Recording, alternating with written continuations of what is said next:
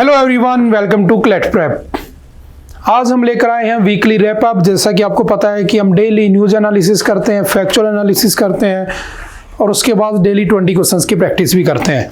उसके बाद वीक के एंड में यानी कि लास्ट जो डे होता है हमारा सैटरडे, उस दिन हम क्या करते हैं, स्टार्टिंग वीक के स्टार्टिंग से लास्ट तक के जितने भी न्यूज एनालिसिस हमने किए होते हैं, जो इम्पोर्टेंट मोस्ट इम्पोर्टेंट चैप्टर होते हैं, है ना, हम उन एडिटोरियल्स को क्या करते हैं, डिस्कस करते हैं किसमें, वीकली रैप अप में। तो हालांकि मैं एक बात पहले क्लियर कर देता हूं कि हम इन सभी न्यूज़ को पहले पढ़ चुके हैं। आई होप कि आप सभी ने भी वो सारे लेक्चर देख लिए होंगे। जस्ट उसका हम रैप अप कर रहे हैं, जस्ट उसके बारे में कुछ दो चार बातें हम डिस्कस करेंगे ताकि आपका एक क्विक रिवीजन हो जाए कि हाँ, हम ये चीज़ पहले 5-6 दिनों में पढ़ चुके हैं। ठीक है, तो बस उसी पॉइंट को ध्यान में रखते हुए इस लेक्चर को देखना है।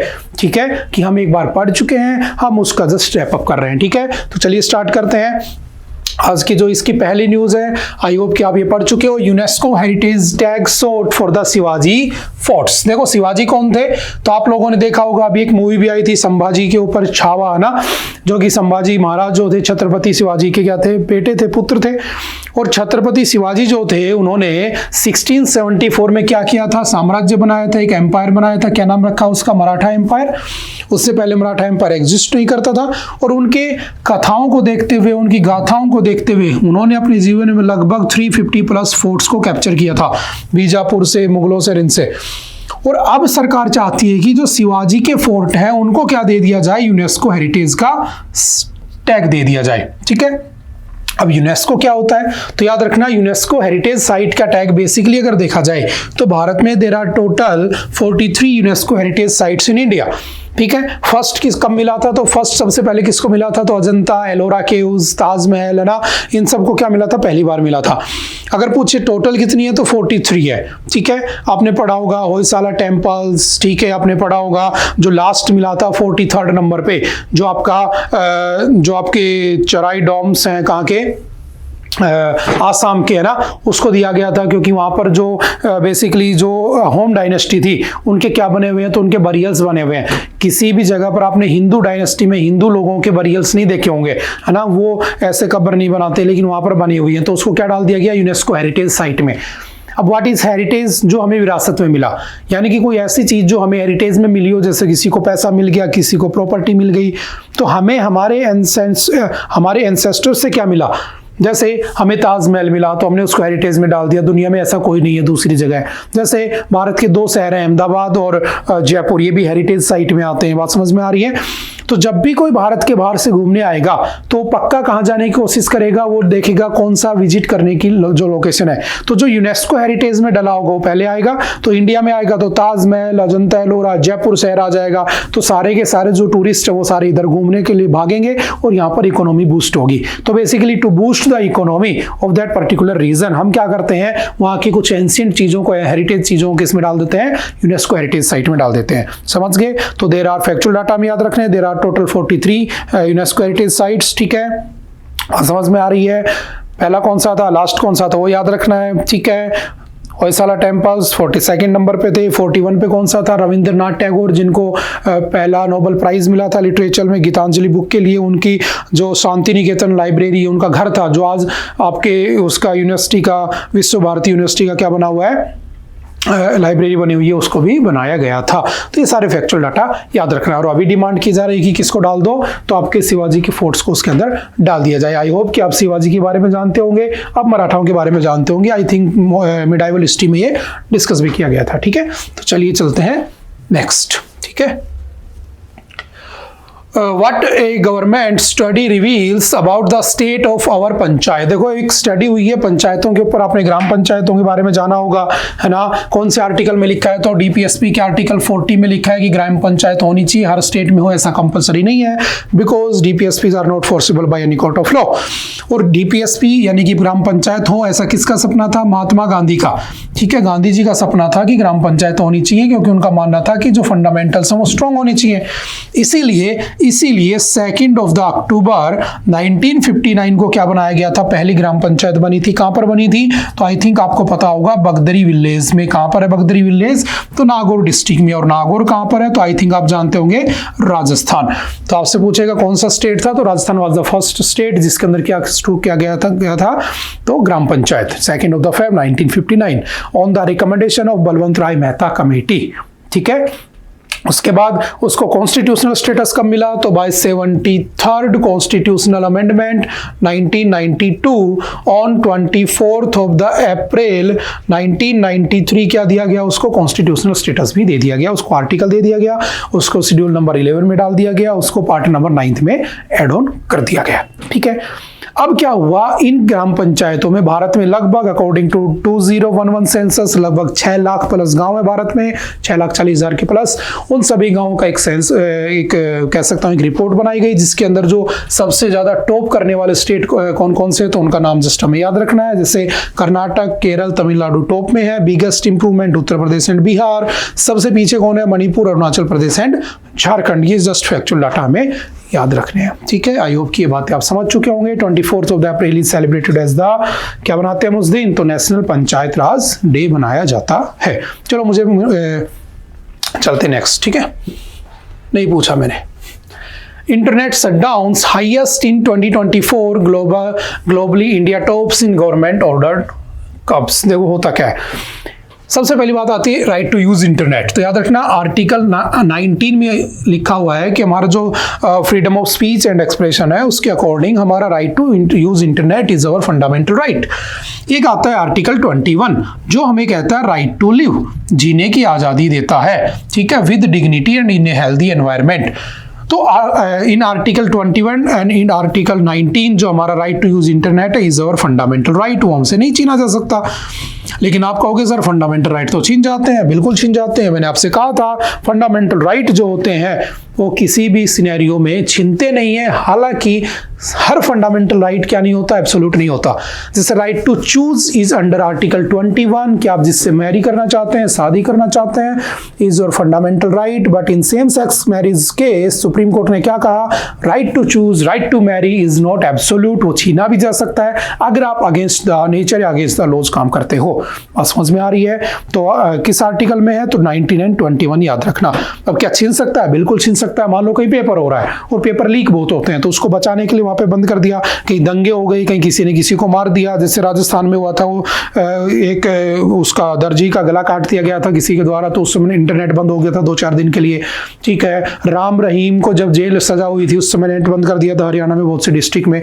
तो लॉ एंड ऑर्डर, ठीक है, पब्लिक हेल्थ और जो मोरालिटी है ये सब डिस्टर्ब नहीं होना चाहिए, अदरवाइज आपको सारे फंडामेंटल राइट मिले हुए हैं। तो सबसे ज्यादा इंटरनेट शटडाउन कहां पर हुआ, इंडिया में हुआ। उसकी जस्ट एक रिपोर्ट आई है, तो उसको आप हमें ध्यान से देख लेना। ठीक है, आई थिंक ये पहले हम डिस्कस कर चुके होंगे। चलते हैं next, delimitation and the south. देखो डिलिमिटेशन साउथ, ये मुद्दा भी इस वीक का सबसे हॉटेस्ट मुद्दा रहा, अभी भी कंटिन्यू चल रहा है। ठीक है, व्हाट इज डिलिमिटेशन, करता कौन है, तो आप लोगों ने पढ़ा होगा इलेक्शन कमीशन ये सारे काम करता है। इलेक्शन कमीशन का आर्टिकल कौन सा है, आर्टिकल 324 डिस्कस, किसके बारे में डिस्कस करता है, about the election commission of India. ठीक है, अभी चीफ इलेक्शन कमीशन भी बदले जा चुके हैं। पहले हमारे राजीव कुमार हुआ करते थे, अब उनको चेंज कर किसको बना दिया, ज्ञानेश कुमार को बना दिया। उसकी जो मेंबर्स की जो कमेटी थी, प्राइम मिनिस्टर होता है, सीजीआई होता है एंड लीडर ऑफ अपोजिशन, तो उसमें सीजीआई को हटाकर उसमें leader of opposition, prime minister plus cabinet minister कर दिया। उसी के अकॉर्डिंग इसको इलेक्ट किया गया है। और इसका काम क्या होता है, वोटिंग लिस्ट बनाना, वोटिंग कार्ड बनाना, वोट करवाना, इलेक्शन करवाना। ठीक है, डिलिमिटेशन करना। डिलिमिटेशन क्या होता है, किसी एक पर्टिकुलर रीजन में, जैसे आर्टिकल 82 में लिखा है कि सेंटर में, और आर्टिकल 170 में लिखा है स्टेट के अंदर, हो सकता है स्टेट लेजिस्लेचर में। अब होता क्या है, मान लो कोई रीजन है उसके अंदर 20 लाख लोग रहते हैं और उस जगह पर मान लो 2 MP बने हुए हैं, 2 MLA हैं। अब टाइम के साथ साथ क्या हुआ, इसकी पॉपुलेशन बढ़ गई, 20 से 40 लाख हो गए, एरिया बढ़ गया, पॉपुलेशन बढ़ गई। ठीक है, तो अब यहाँ पर क्या होगा, वो नंबर ऑफ सीट्स जो थी MP MLAs की वो बढ़नी चाहिए या कम होनी चाहिए मान लो, तो उसको हम क्या कहते हैं, डिलिमिटेशन, लिमिट को तोड़ना। ऐसा आज तक याद रखना 4 बार 4 टाइम्स क्या हो चुका है, डिलिमिटेशन। एक बार 1951 के सेंसस के बाद 52 में, 61 के सेंसस के बाद 62 में, ठीक है, 71 के बाद 72 में और लास्ट 2001 में। और इन 2001 क्या किया गया था, एक अमेंडमेंट हुआ था 84th कॉन्स्टिट्यूशनल अमेंडमेंट 2001, जिसमें कह दिया गया था कि जो डिलिमिटेशन होगा वो 2026 तक बंद कर दिया जाएगा, बैन होगा। उसके बाद देखेंगे अकॉर्डिंग टू 2021 पॉपुलेशन सेंसस, लेकिन ये इस बार हुआ नहीं है, ये 2026 में करवाएंगे। तो अगर डिलिमिटेशन होता है तो साउथ वाले जो स्टेट हैं उनको लगता है कि उनकी सीटें कम हो जाएंगी, 8 लोकसभा की सीटें उनकी चली जाएंगी, तो जो हमारा प्राइम मिनिस्टर या जो हमारे प्रेसिडेंट होते हैं उनके इलेक्शन में उनका कोई रोल नहीं होगा, क्योंकि उनके इलेक्शन में MPs, member of parliament and जो मेंबर ऑफ लेजिस्लेटिव असेंबली होती है उनके वोटिंग का वैल्यू रहता है, और एमएलए के वोट वैल्यू में पॉपुलेशन का बहुत बड़ा रोल होता है। और 1971 के आसपास जब रूल आए थे कि पॉपुलेशन कंट्रोल करना है, तो साउथ के स्टेट जो थे उन्होंने पॉपुलेशन को कंट्रोल किया, बट नॉर्थ वालों ने नहीं किया। तो नॉर्थ की पॉपुलेशन बढ़ गई, साउथ की कम हो गई। तो अब अगर डिलिमिटेशन होता है तो साउथ, नॉर्थ में सीटें बढ़ेंगी, साउथ में घटेंगी, है ना।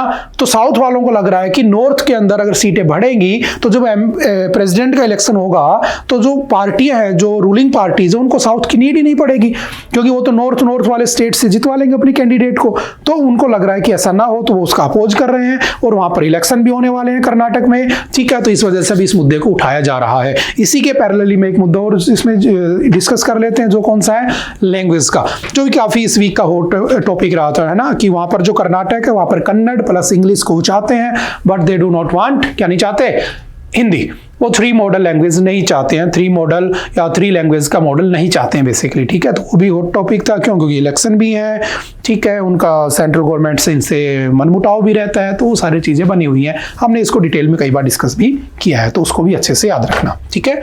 चलते हैं नेक्स्ट, क्या होगा क्या नहीं होगा ये हम उसमें देख लेंगे कमिंग वीक्स में। Love for each other defies state borders, ये भी हमने पढ़ा कि एक झारखंड के कपल थे, मोहम्मद गालिब एंड आशा वर्मा, तो उन्होंने शादी की। जब उनको लगा कि झारखंड में उनको पीटा जाएगा, मारा जाएगा, घर वाले कूटेंगे पीटेंगे, वो भाग गए केरला। मैंने आपसे पूछा भी था केरला ही क्यों भागे, किसी ने जवाब नहीं दिया। मैं दोबारा पूछता हूँ, केरला ही क्यों भागे, ठीक है। 1-2 बच्चे ने जवाब भी दिया था। अब क्या हुआ, केरला चले गए, केरल सरकार ने उनको प्रोटेक्शन दी। अब झारखंड पुलिस वहां से वापस लौट चुकी है। अब मुद्दा निकल के आता है कि क्या इंटर रिलीजन शादी हो सकती है? बिल्कुल हो सकती है, क्योंकि जब नॉर्मली शादी होती है इंटर रिलीजन तो उसको लव जिहाद का नाम दे दिया जाता है। और उसके बाद वो सारे केस भी ऐसे हुए हैं कि सरकार, लोगों का कहना ठीक भी है नहीं भी, वो अलग मैटर है। लेकिन हाँ, अगर कोई कपल है उसको शादी करनी है, वो हिंदू है मुस्लिम है, इंटर रिलीजन मैरिज करनी है, तो याद रखना एक एक्ट बना हुआ है, कौन सा, स्पेशल मैरिज एक्ट। और स्पेशल मैरिज एक्ट कब आया था? 1954 में। अगर आप हिंदू हो मुस्लिम हो शादी करना चाहते हो तो देखो रिलीजियस लॉज अलाउ नहीं करते। जैसे हिंदू शादी करते हैं अगले के चारों तरफ चक्कर लगाकर सब फेरे लेकर, मुस्लिम ऐसा नहीं करते, तो मुस्लिम इसको अलाउ नहीं करते हैं। लेकिन अगर कोई ऐसा शादी करना चाहता है तो वो क्या कर सकता है, स्पेशल मैरिज एक्ट के अंडर शादी कर सकता है, ठीक है। तो ये उस समय न्यूज में आया था, थोड़ा सा ध्यान रखना। और शादी करना कौन से आर्टिकल में? 21 में, राइट टू चूज। आप जिससे चाहो जहां चाहो शादी कर सकते हो, but in same sex marriage right to choose, right to marry is not absolute, वो तुमसे छीना भी जा सकता है, ठीक है, होमोसेक्सुअलिटी वाले केस में, ओके। हाँ, वो शादी कर सकते हैं, लेकिन उनको सरकारी बेनिफिट्स या जो सरकार की तरफ से जो हेल्प मिलती है, उनको जो रिकॉग्निशन मिलता है हस्बैंड वाइफ, वो सब नहीं मिलेगा। सेम सेक्स मैरिज वो कर सकते हैं, लेकिन गवर्नमेंट की तरफ से वो परमिटेड नहीं है, ओके। नेक्स्ट है panel 6, penalties to and proxy rule by male kin of the women panchayat leaders. अभी पंचायत की बात की थी हमने, तो आपने देखा होगा बहुत सी जगह पर जो पंचायत होती है उसमें वुमेन लीडर होते हैं, होनी भी चाहिए, क्योंकि जब 73rd कॉन्स्टिट्यूशनल अमेंडमेंट हुआ था 1992 में, और उसके बाद 24th ऑफ द अप्रैल 1993 को जब ग्राम पंचायत को कॉन्स्टिट्यूशनल स्टेटस मिला था, जब उसको आर्टिकल मिला था, जब उसको शेड्यूल 11 मिला था, जब उसको पार्ट नंबर 9 में जोड़ा गया था, उस समय जो वुमेन थी, उन वुमेन को टोटल रिप्रेजेंटेशन में 33% रिजर्वेशन दिया गया था। हालांकि आज के दिन 21 स्टेट ऐसे हैं प्लस 2 यूटी ऐसी हैं जो इनके रिजर्वेशन को बढ़ाकर 50% करके बैठे हैं। और याद रखना, Bihar was the first state to increase the reservation of women in gram panchayat from 33% to the 50%, ठीक है, वो बात भी याद रखना। अब क्या हुआ, अब ये हुआ कि आज के दिन अगर देखा जाए तो 46 लगभग 32 लाख प्लस ग्राम पंचायत के लीडर्स हैं, उनमें से लगभग 46% कौन है, तो वुमेन है, ठीक है। अब बात ये निकल के आती है कि वुमेन का नाम एम्पावरमेंट में सिर्फ डॉक्यूमेंट में ही है। आपने देखा होगा बहुत बार कोई सरपंच बन जाती है महिला, जहां भी मीटिंग होती है वो जाती नहीं है, उसको बोलना ही नहीं आता, उसको बात ही नहीं करनी आती, तो उसका हस्बैंड जाता है। बात समझ में आ रही है? तो काहे का एम्पावरमेंट हो, तो नाम मात्र की हो, पावर का यूज तो उसका हस्बैंड कर रहा है, उसका भाई कर रहा है, उसका जो भी रिलेटिव्स है वो कर रहे हैं। तो कहा गया कि ऐसा अगर कोई करता पाया गया तो उसको क्या होनी चाहिए, पनिशमेंट होनी चाहिए, उसको सजा होनी चाहिए। अगर ऐसा कुछ होगा तो हम उसको देख लेंगे, नहीं होगा तो अभी हम उसको देख लेंगे। तो थोड़ा सा ग्राम पंचायत को दोबारा से पढ़ लेना, क्योंकि 2 बार न्यूज में आ चुका है। ठीक है, next CAG report on excise policy refer to PAC। CAG क्या होता है? Controller and auditor general of India. कौन से आर्टिकल में इसके बारे में डिस्कस किया हो गया है?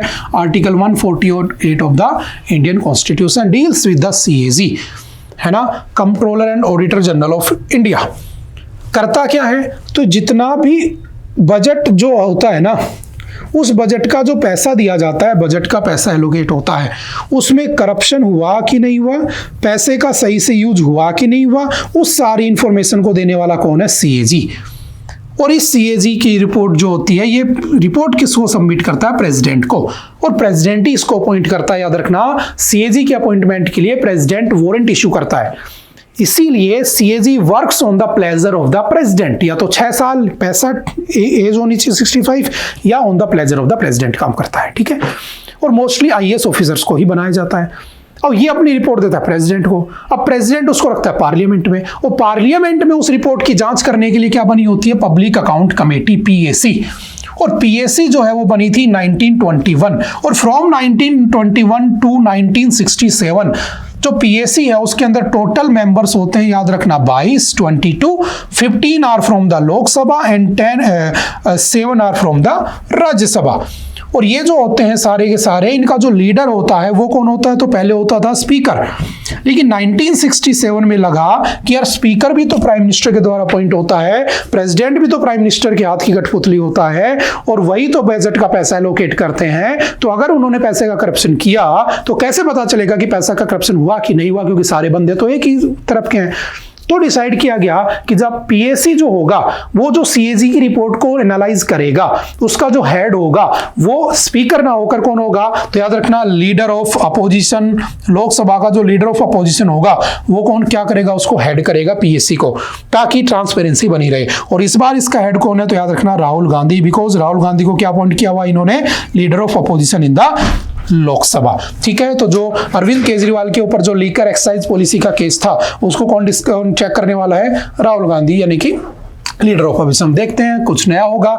इस पूरे वीक में न्यूज में रहा था, बार बार न्यूज में आया था। ठीक है, उनके मोहल्ला क्लिनिक की भी जो डाटा थे वो भी फेक निकले थे, बहुत सारे करप्शन उसमें देखने को मिले। अब क्या सजा होगी क्या नहीं होगी वो हम धीरे धीरे पढ़ लेंगे। ठीक है, और हमारे कॉन्स्टिट्यूशन के, हमारे डेमोक्रेसी के 4 पिलर्स में से एक कौन है? CAG है। हम इसको पहले पढ़ चुके हैं। ठीक है, चलो चलते हैं next. Law trying to protect children born of live in relationship, Uttarakhand government. देखो, उत्तराखंड जो है हमारा पहला स्टेट बना है आजादी के बाद जिसने UCC को इंप्लीमेंट किया। UCC यूनिफॉर्म सिविल कोड कौन से आर्टिकल में है? Article 44 of the Indian constitution. यानी कि पूरे देश में एक कोड होना चाहिए। ठीक है, सल्ला मुद्दल केस हमने डिस्कस किया था, हमने साबानो केस पढ़ा था, हमने सायरा बानो केस पढ़ा था। सायरा बानो केस में 2017 में जो ट्रिपल तलाक था, तलाक, उसको क्या कर दिया गया था? अनकॉन्स्टिट्यूशनल डिक्लेयर कर दिया गया था। ठीक है, तो जो UCC है वो कहां पर लागू हुआ? After independence first state UK Uttarakhand, before independence first state was Goa in 1867। ठीक है, तो अब वहां पर जो लिव इन रिलेशनशिप में जो लोग रह रहे हैं वो उनको अपना डाटा रजिस्टर करना होगा। लेकिन एक डर ये भी है कि अगर वो लिव इन में रह रहे हैं, घर वालों से छुप के तो रह रहे होंगे, घर वाले अगर मान जाते तो शादी ना कर लेते, तो अगर वो छुप कर रह रहे हैं तो अब वो डाटा तो देंगे नहीं, डाटा नहीं देंगे तो सरकार को ऐसा नहीं करना चाहिए। तो सरकार का कहना है कि इससे क्या होगा, जो बच्चे पैदा होंगे उनके राइट्स को बचाया जाएगा। क्योंकि अगर कोई हस्बैंड वाइफ है, बच्चा पैदा होता है और वो तलाक लेते हैं तो बच्चे को राइट को प्रोटेक्शन मिलती है। लेकिन कोई लिव इन में रह रहा है, किसी को इन्फॉर्मेशन है नहीं, कोई बच्चा पैदा हो गया, तो who will be responsible for the child? तो उसको प्रोटेक्ट करने के लिए लिव इन रिलेशनशिप्स को स्ट्रॉन्ग यहां पर किया जा रहा है, रूल्स को। ठीक है, तो थोड़ा सा याद रखना, कुछ फैक्चुअल डाटा भी याद रखना है। ISRO's Aditya L1 mission unlock solar flare secrets with new image. अभी रिसेंटली जो हमारा इसरो था उसका एक मिशन गया था आदित्य L1 लास्ट ईयर। ठीक है। और उसने क्या किया, जो सोलर फ्लेयर्स थे उसकी एक इमेज हमारे सामने रखी, जिसका नाम क्या याद रखना, उस सोलर फ्लेयर का केरनेल। आपसे पूछेगा what do you mean by kernel, तो याद रखना ये क्या है, सोलर फ्लेयर, जिसकी पिक्चर किसने भेजी है, आदित्य L1। L1 क्या होता है, लैग्रेंज पॉइंट, यानी कि एक ऐसा पॉइंट जहां पर अर्थ की ग्रेविटी सन की ग्रेविटी बराबर होती है, 0 होती है, जो कि लगभग हमारे यहां से 15 लाख किलोमीटर दूर है। Total distance between earth and sun is about 15 crore kilometre, ठीक है। तो वहां पर हमने उसको रखा और उसने हमारे को पहली इमेज दी। जैसे अभी इसी वीक हमारी नासा का भी एक मिशन गया था to study the outermost layer of the sun, that is corona and the heliosphere, जहां पर ये फ्लेयर एक्टिविटीज होती है। उस मिशन का नाम था पंच। वो आदित्य L1 के साथ कोलैबोरेट कर लेगा, और आदित्य L1 हमारा इंडिया का भेजा हुआ, आदित्य मतलब सन, L1 मतलब Lagrange point 1। There are total 5 Lagrange point, ठीक है, कुछ स्टेबल है कुछ अनस्टेबल है। तो इस वाली न्यूज को भी थोड़ा सा पढ़ा होगा आपने, ठीक है। India EU set year end deadline for trade deal security defence pact. देखो अभी जो यूरोपियन यूनियन के जो हेड है वो भारत आई हुई थी, भारत आने के बाद उनका पहले से डिसाइडेड था, बट ट्रंप ने रशिया की तरफ झुकाव करते हुए यूक्रेन से अपना पल्ला झाड़ लिया। तो इस वजह से अब इनको डर है कि कहीं रशिया इन सबको भी ना परेशान करे, तो ये अब इंडिया से रिलेशनशिप अच्छा करना चाहते हैं, because Indian and Russian relationships are कुछ ज़्यादा अच्छे हैं इनसे। तो इनको लगता है कि इंडिया बचा लेगा, तो रिलेशन करना चाहते हैं। जैसे पहले फ्री ट्रेड एग्रीमेंट होता है ना, कि हम किसी देश के साथ फ्री में ट्रेड कर सकते हैं, तो हमारा 50+ कंट्रीज के साथ है। EU से हम करना चाहते थे। EU में टोटल 27 कंट्रीज है, पहले 28 थी। एक ब्रिटेन एग्जिट कर गया तो ब्रेग्जिट हो गया 2020 में। जब ये शुरू में बना था EU, तो उस समय इसमें 1951 में अनऑफिशियली जब उसमें 6 कंट्री थी जिन्होंने बनाया था, याद रखना, Belgium, France, Germany, Italy, Luxembourg and Netherland. अभी आज के दिन EU में कितने मेंबर है, तो याद रखना 27 मेंबर्स है। ऑफिशियली कब बना, 1993 में बना, ठीक है। उसके बाद मुझे इसका हेडक्वार्टर बताना कहाँ पर है कि नहीं है तो कहाँ पे है, ठीक है, आप मुझे बताओगे, ठीक है।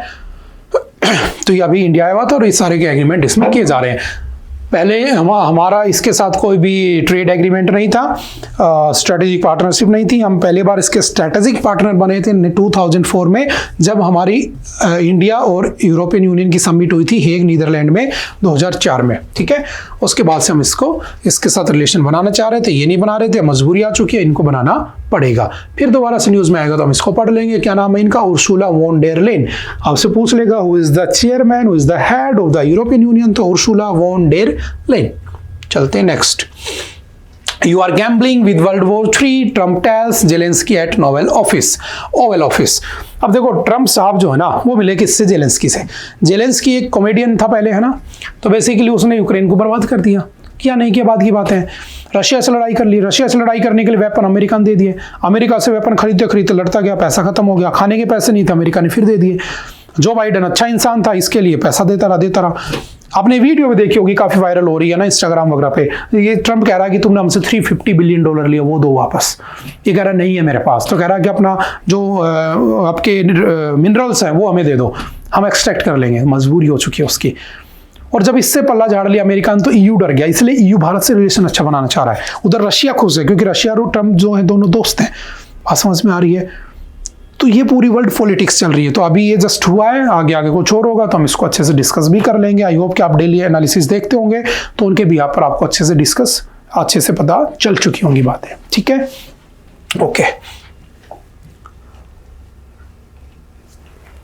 ओके, आई थिंक आज के लिए इतना ही था। आई होप कि आपको चीज़ें समझ में आई होंगी, ठीक है। मैं दोबारा से रिपीट कर देता हूँ, ये सारे कुछ टॉपिक्स थे जो उन सारे वीक में जितनी न्यूज़ थी उनमें से कुछ इंपॉर्टेंट थे, ठीक है। आपको डेली एनालिसिस भी देखना है, देन आपको एक वीकली रैपअप भी देखना है। आई होप कि वीकली रैपअप को आपका कोई नोट्स बनाने की नीड नहीं होनी चाहिए, आपको जस्ट उसको देखना है एंड स्किप कर जाना है, जस्ट रिविजन के बिहाफ पर, ओके। तो आई थिंक आज के लिए इतना ही था, मिलते हैं दोबारा से next time. Okay, bye bye, thank you, have a nice day.